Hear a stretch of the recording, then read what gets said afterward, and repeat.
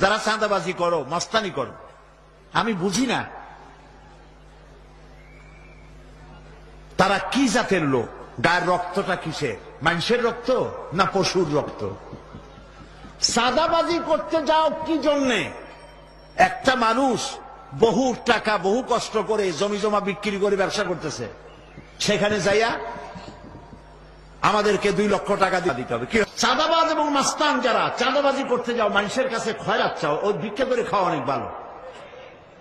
মসজিদের সামনে একখান থাল নিয়ে বসে থাকো, যা আল্লাহর রাস্তায় খয়রাত দাও।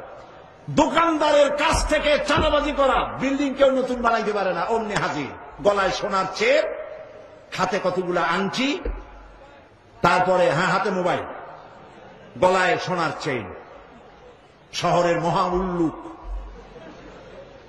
জানোয়ার বলতেছে এখানে ইট ফেলাইতে পারবে না, রড দিতে পারবে না আমাদেরকে সান্ত্বনা দিয়া। এটা কি মানুষ?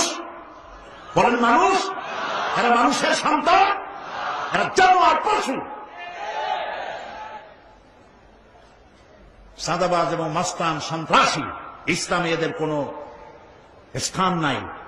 এদেশে যদি কোরআনের রাজ কায়েম হয়, সন্ত্রাসীদের মাথা কামাইয়া ঘোল ঢেলে দেওয়া হবে, যাতে মাথা ঠান্ডা থাকে। এই জন্য মাথা ঠান্ডা করিয়া বসে থাকবে, আর সকলের চাকরি দেওয়া হবে, কাজ করো আর খাও, চাঁদাবাজি করো না।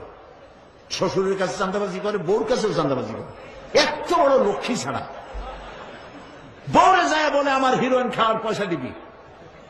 পত্রিকা আসছে না ভাই? কত বড় শয়তান, বউর কাছে চাঁদা চায়। আল্লাহ এইসব চাঁদাবাজ, মাস্তান, অপহরণকারী আর সন্ত্রাসী জানোয়ারদের হাত থেকে আল্লাহ এই দেশকে রক্ষা করুন। বলেন আমিন। চিল্লায় বলেন আমিন।